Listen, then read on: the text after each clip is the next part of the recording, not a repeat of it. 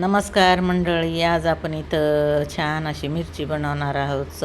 तोंडाला चव नाही ना, मग अशी ढोबळी मिरची आणायची. ढोबळ्या मिरची जर की कमी तिखट असते, अशी लांब लांब चिरून घ्यायची. ही मिरची जाड असते मोठी.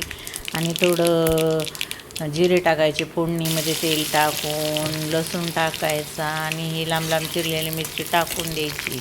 मला ही रेसिपी आवडली तर चॅनलला सबस्क्राईब करून लाईक करायला विसरू नका. आता हे आपण लांब लांब चिरलेली मिरची ह्याच्यात टाकून द्यायची.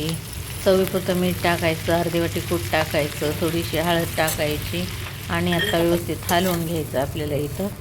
आणि थोडं अर्धी वाटी दही टाकून घ्यायचं आहे आपल्याला ह्याच्यामध्ये आता. आणि थोडं चांगलं शिजू द्यायचं, वाफ येऊ द्यायची छान.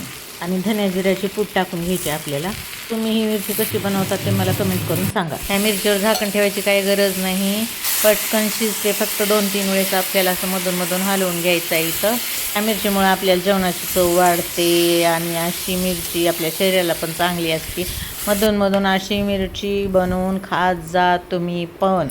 आवडला असेल तर एक लाईक नक्की करा, शेअर करा, लाईक करा, सबस्क्राईब करा, घंटीचं बटन दाबायला विसरू नका आपल्या आजीच्या चॅनलला.